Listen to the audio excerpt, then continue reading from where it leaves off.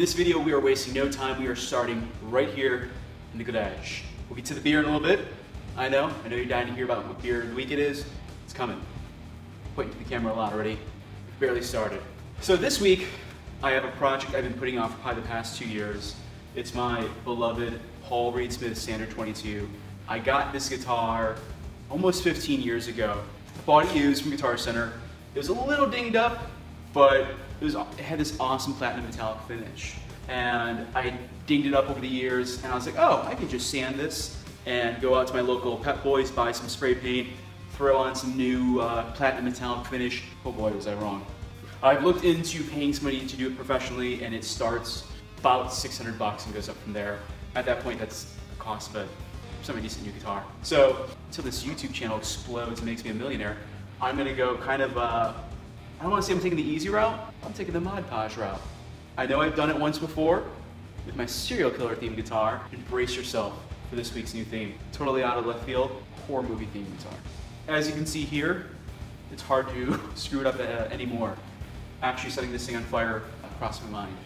No, I don't think I'm gonna do it, but I'm thinking about it. No, I'm not gonna do it. So, like an idiot, I sanded this thing all the way down to the bare wood. I gotta throw on some sort of coat of primer. So let me just get this, a simple coat of prime, 2 coats probably. I got a whole bunch of images here. I'm gonna try and lay out, and let's see how this turns out. I don't have many regrets in life. This is one of them.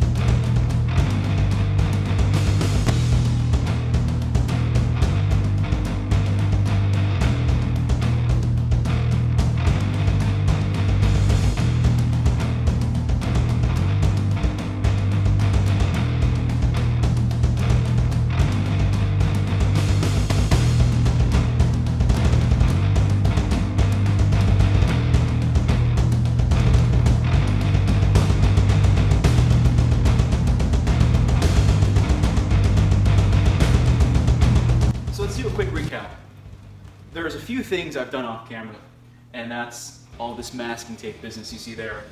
So the direction I'm going with the side here is I sanded it down, took an X-Acto knife, kind of cleared off some of the Mod Podge pieces that came on over. And I kind of want the border to be just a solid black. It needs to get another coat, but so far it's looking pretty cool. And I went bold. I'm starting to spray paint the back of the neck. I know, I really wasn't thinking about going this far with it, but I said, screw it, let's go. Where's the back? So, steps we're gonna do here. I'm gonna re-hit the sides with another coat of paint. I'm going to then start to hit this with some clear coat, get the neck to match the rest of the body, take this blue masking tape off, throw on some clear lacquer, string it up, get the hardware back on it.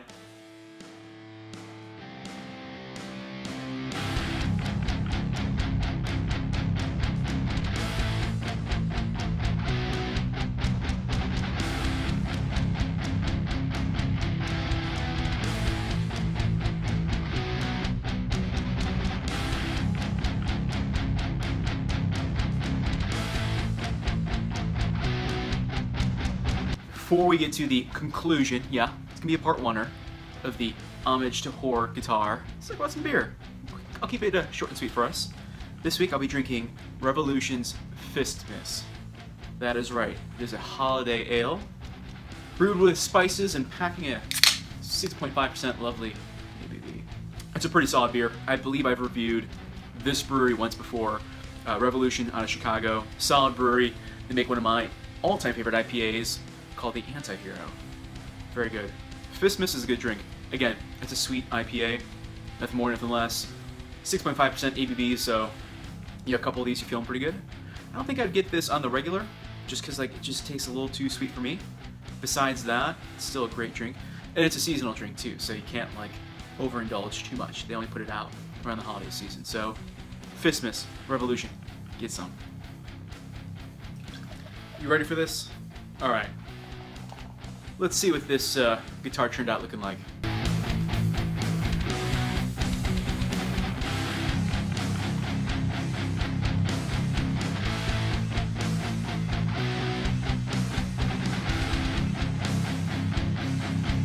So whoever thought somebody would take a perfectly good Paul Reed Smith guitar and just Mod Podge it?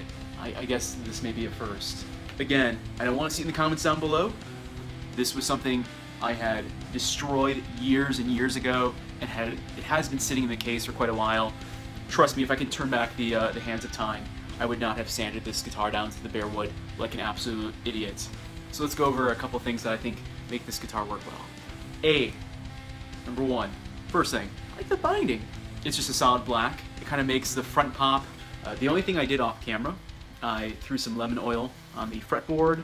I went ahead, I had some silver cleaner and cleaned up the hardware, especially the pickups. They're looking pretty rough. So I cleaned that up. But being a horror movie fanatic as I am, I'm totally okay with this. All in all, I give it a success. I'm super jazzed and proud of this guitar. Now, I know I've omitted the horror movie review portion of this channel, and I'll eventually get back to it. But let's take like 30 seconds and talk about horror movies. I'm going to talk about some of my favorite images on this guitar. Classic Night of the Living Dead image, followed by the classic Frankenstein. Now, I did throw in a little bit of a modern influence with The Witch right there, and The Descent, which I actually think is one of the best horror movies I've seen in a long, long, long time. This is probably the newest. Well, I guess The Witch beats it. American Horror Story. You can't have a horror movie guitar without some sort of demonic clown on it. And then I'd probably say the image that makes itself, has the most appearances is Nosferatu, who makes an appearance 3 times on this guitar. 1, 2, and 3. All-time favorite horror movie? I know you're wondering. Original Dawn of the Dead. I tell you what, for Easter one year, like 7 years ago, I asked for Dawn of the Dead, the Ultimate Edition box set. I got it. I still have it to this day. It's awesome. Let me get it right now. This. Yeah, it's a DVD, not Blu-ray. I don't think they make this on Blu-ray. If you're a horror movie fanatic, totally well worth to own. Dawn of the Dead, Ultimate Edition. Get it. It's awesome. Alright, talked enough. Till next time.